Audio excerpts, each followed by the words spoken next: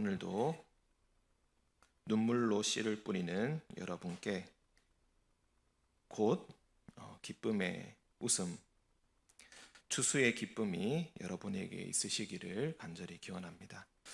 어제에 이어서 오늘도 압살롬은 잠시 뒤로 물러난 것처럼 보이고 아히도벨과 후세의 대결 아닌 이 대결의 이야기가 계속해서 펼쳐집니다. 다윗의 후궁들과 옥상에서 관계를 맺으라고 조언했던 아히도벨은 이제 다윗을 기습하자는 의견을 냅니다.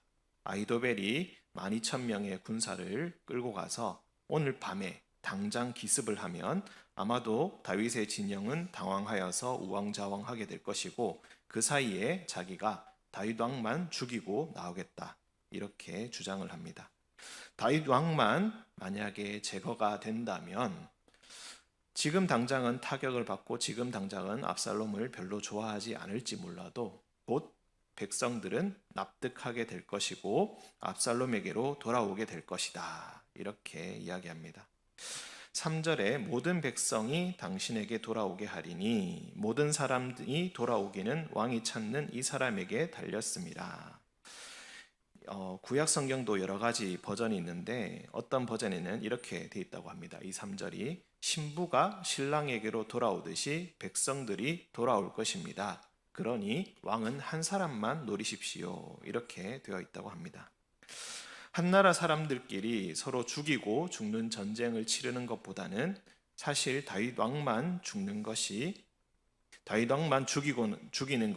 결국에 압살롬에게는 가장 좋은 길이다. 이렇게 하면은 결국 그 모든 피해를 최소화할 수 있을 것이다, 이렇게 아히도벨은 이야기했습니다. 사실 아히도벨의 전략은 굉장히 현명하고 정확한 전략입니다. 후궁들과 동침하여서 다윗은 이미 죽었다라는 것을 은밀하게 이야기한 후에 바로 그날 밤에 단독으로 아히도벨이 기습하여서 정말로 다윗만 죽게 된다면 백성들의 피해도 얻게 될 것이고, 그리고 가장 빠르게 압살롬의 왕으로서의 체제를 정비할 수 있게 될 것이다 라는 그런 속셈이 있는 것입니다. 정말 3절의 마지막에 나오는 표현대로 모든 백성이 평안해질 수 있는 바로 그런 전략이었습니다. 압살롬은 이 전략이 괜찮다는 것을 분명히 납득을 했습니다. 하지만 마음에 무엇인가 걸리는 것이 있는지 아렉사람 후세의 의견도 들어보자고 합니다. 후세는 아히도벨의 전략을 듣고 이 전략이 정확하고 굉장히 위협적이라는 것을 바로 눈치를 챕니다. 그리고 시간을 벌기 위해서 다른 전략을 제안합니다. 후세가 제시한 전략은 말 그대로 인해 전술입니다. 단에서부터 브엘세바까지, 이 표현은 이스라엘 전국을 표현하는 것입니다. 이스라엘의 전용터를 표현하는 것입니다. 그러니 온 이스라엘에 있는 사람들을 다 모아서 압살롬도 직접 나가서 다윗의 진영을 천천히 압박해 나가자, 이렇게 전략을 제시합니다.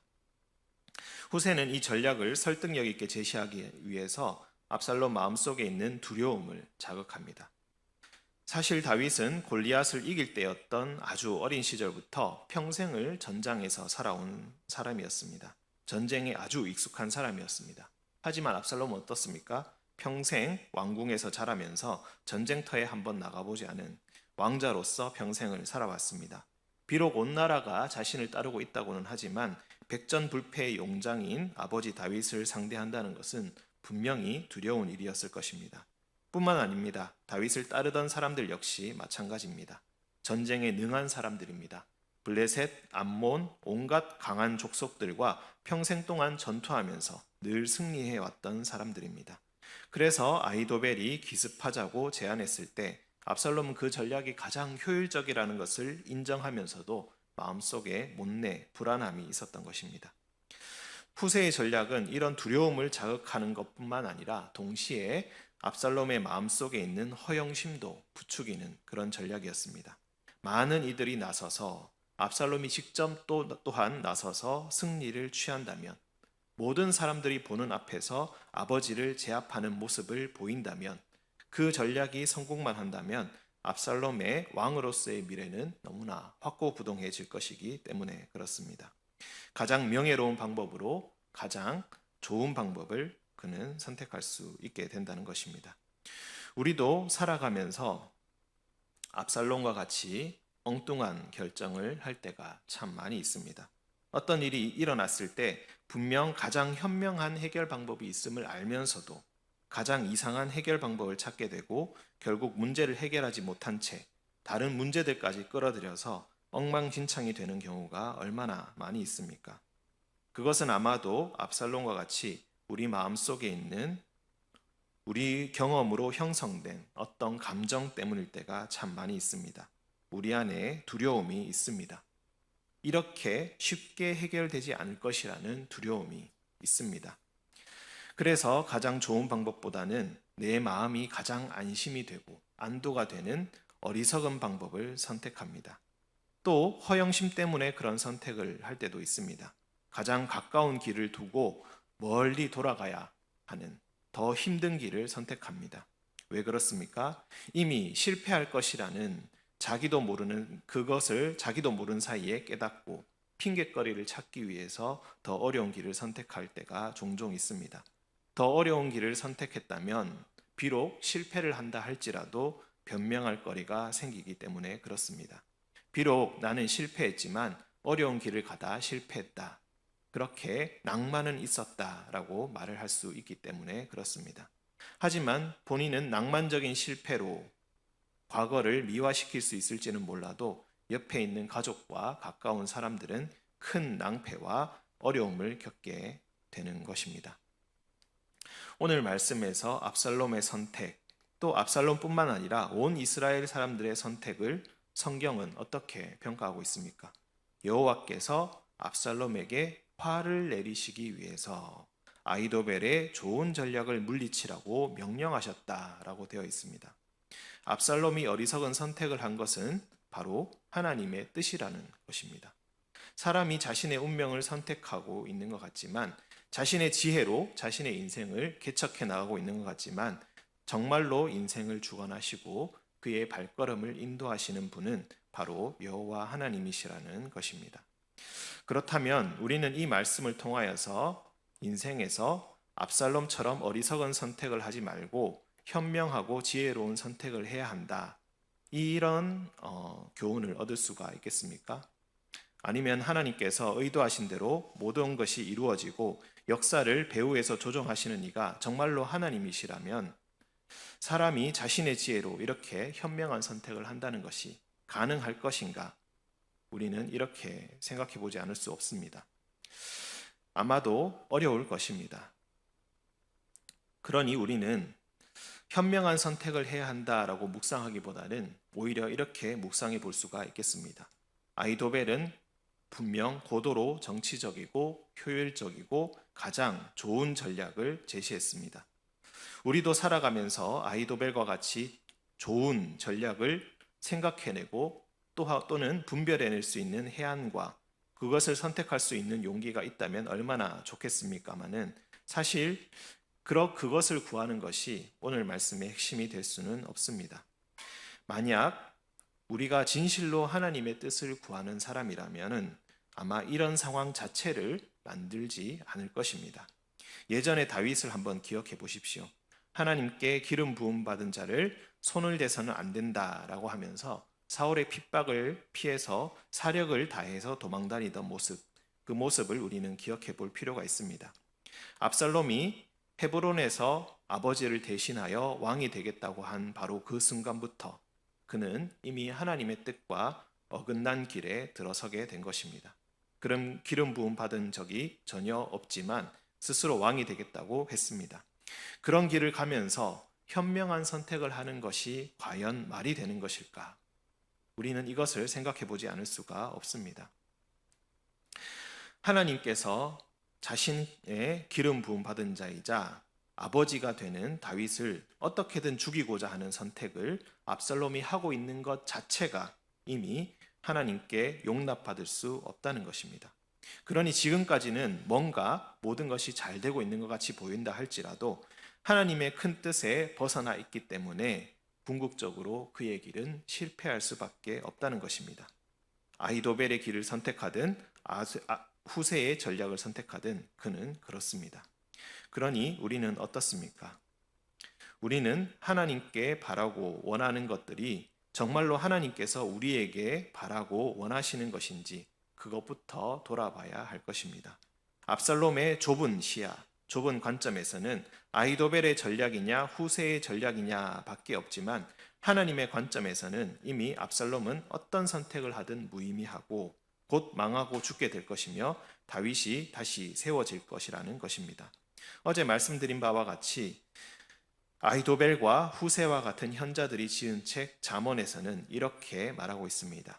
여호와를 경외하는 것이 지식의 근본이요 지혜의 근본이라고 말입니다. 우리는 다윗과 압살롬의 이야기를 읽으면서 좀 더 큰 관점에서 우리의 삶을 다시 되돌아봐야 할 것입니다. 진정 내 인생이 하나님의 뜻을 따르는 인생, 여호와의 율법을 사모하여 시냇가에 심은 나무처럼 번성하는 인생, 그런 인생이 되기 위해서 나는 지금 어떻게 해야 할 것인가? 나의 지식과 지혜, 경험의 모든 질서를 하나님을 중심으로 해서 하나님을 중심으로 바꾸려면 어떻게 해야 할 것인가? 이것을 고민하면서 오늘 하루도 말씀 안에서 살아가야 할 것입니다. 우리는 우리의 기도가 그저 소원 빌기와 스트레스 해소만이 되지 않기를 간절히 바랍니다. 하나님 안에서 거듭난다는 것은 몸뿐만이 아니라 생각까지 모두 바뀌는 것입니다. 성령으로 새롭게 태어난다는 말씀의 의미를 우리는 다시 생각해 봐야 할 것입니다. 오늘 우리는 주님의 뜻을 이루소서 425장의 찬양을 불렀습니다. 1절에서 하나님께서 진흙과 같은 날 빚어주시기를 그리하여서 주님의 형상으로 만들어 주시기를 찬양했습니다.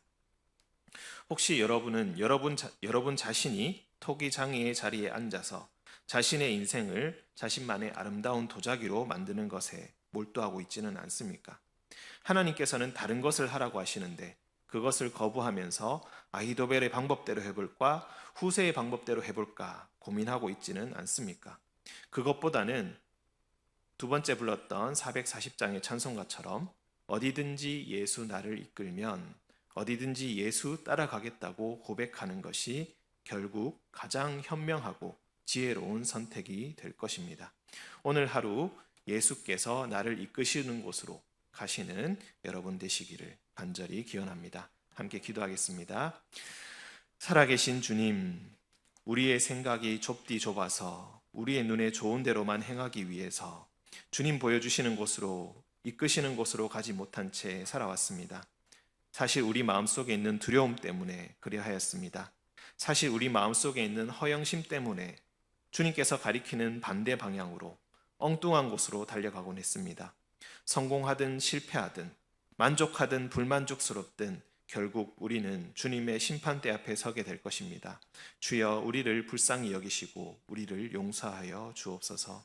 주여 우리의 시야가 압살롬처럼 아히도벨의 전략이냐 후세의 전략이냐에 갇히지 않기를 원합니다. 여호와께서 악하게 여기시는 한 우리는 옳은 선택조차 할 수 없는 존재임을 다시 깨닫습니다. 압살롬의 길에 들어서지 않게 하시고 예수님의 뒤를 따라 예수님의 제자의 길을 선택하게 그 길을 따라가게 하여 주옵소서. 주님, 때로는 내 삶에 닥친 불행과 고통이 너무나 커서 하나님을 바라보지 못한 채 좁은 시야 속에 살아가곤 합니다. 연약한 우리를 불쌍히 여기셔서 우리의 고통을 덜어주사 온전히 주님 바라볼 수 있도록 우리를 도와주시옵소서. 육체의 질병이, 마음의 질병이, 경제적인 어려움이 유리조각으로 여린 살을 긁는 것처럼 긁어대어서 우리의 마음이 끝없이 피 흘립니다. 이 상처들 주님 낫게 하여 주시옵소서. 주여 이 고통 덜어주시옵소서. 남몰래 닦아내는 눈물들 주여 거두어 주시옵소서. 주님 또한 사랑하는 가족들 지켜내기 위해서 오늘도 새벽부터 입술을 깨물고 정신없이 달려나가는 집안의 가장들을 주님 지켜 보살펴 주시옵소서. 빈 통장을 바라보며 내일을 또 어떻게 살아가야 할까 고민하는 아버지들을 보살펴 주시옵소서. 영육간의 강건함을 주사 시련을 이겨낼 힘을 더하여 주시고 주님 주시는 소망으로 올해 또 내년을 견뎌낼 수 있는 힘을 더하여 주시옵소서. 묶여서 피가 통하지 않는 것처럼 우리를 고통스럽게 하는 것들이 있다면 주님 풀어주시옵고 어디로 새어나가는 것인지 알 수 없는 것들이 있다면 견고하게 하사 잘 고이고 받아지게 하여 주시옵소서. 악한 이들의 계략을 피해가게 하시고 합력하여 선을 이루어 함께 잘 살아가기를 도모하는 이들의 계획을 축복하여 주옵시사 큰 복을 허락하여 주옵소서. 돕는 손길들 끊이지 않게 하시고 서로의 이름 부르며 기도하게 하시고 내 것을 잘 챙기기보다는 함께 나누기 위해 남몰래 희생하는 기쁨이 우리의 마음을 더욱 주장하게 하여 주옵소서. 주님, 이 시간 아동부 친구들, 유치부 친구들 위해서 기도합니다. 척박한 환경 속에서 주님 주시는 선한 마음의 씨앗이 우리 친구들 마음속에 뿌려지게 하시고 주님 주시는 거룩한 열정을 품고 자신을 단련하며 악한 곳에 마음을 뺏기지 않게 하여 주시옵소서. 늘 주님의 뜻에 관심을 품게 하시고 하나님 나라의 의의를 위해 자신의 인생을 드리는 이들로 성장하게 하여 주옵소서. 지혜의 축복, 지식의 축복, 건강함의 축복, 올곧음의 축복, 물질의 축복을 허락하여 주옵시사 자신의 인생을 바꾸고 교회의 미래를 책임지는 주님의 일꾼으로 성장하게 하여 주옵소서. 뜨거운 열정을 가슴속에 품고 다른 이들을 주님의 길로 끌어들이며 비전을 나누며 주님의 길 함께 걸어가는 동력자들이 이곳 하람교회에 많이 생기게 하여 주옵소서. 주여, 이를 위해 헌신하고 준비하는 아동부의 교사들, 유치부의 교사들을 기억하여 주시옵소서. 본인의 삶을 챙기기에도 빠듯한 바쁜 이들이 아이들을 위해서 헌신하는 그 모습이 참으로 감동적입니다. 주여, 아이들의 얼굴과 이름을 기억하고 반갑게 인사하고 안아주며 너는 하나님의 복된 자녀임을 일깨워주는 아름다운 교사들 주님 축복하여 주옵소서. 아동부 교사 도한규, 오이나, 강명희, 강영선, 장영태, 김미연 선생님 기억하여 주옵시고 또한 유치부 교사 강명희, 이소현, 이예솔, 노주아, 송현아, 박지연 선생님 기억하셔서 복에 복을 내려 주시옵소서. 헌신할 수 있는 시간과 물질이 더욱 늘어나게 하시고 교사로 봉사하는 것이 그 가정과 사업의 축복의 통로가 되게 하여 주옵소서. 주님, 오늘은 신방을 위해 담임 목사님이 먼 길을 가십니다. 오고 가는 길 주님께서 안전하게 지켜주시고 주님의 말씀을 품고 방문하는 이들에게도 주의 종과 동력자들을 영접하는 이에게도 하늘의 크신 복을 허락하여 주옵시사 기쁘고 즐거운 시간 되게 하여 주시옵소서. 영육간에 강건하게 하시고 은혜와 평강을 오롯이 누리는 복된 시간 되게 하여 주옵소서. 예수님과 함께 아니 가면 낙이 없고 예수님과 동행하면 우리에게 겁이 없습니다. 어디든지 예수 따라가기를 원합니다. 오늘 하루 주님과 동행할 때에 우리의 삶을 어루만지시는 주님의 손길을 느끼는 하루가 되게 하여 주옵소서. 우리를 도우시고 인도하시는 예수님의 이름으로 기도합니다. 아멘.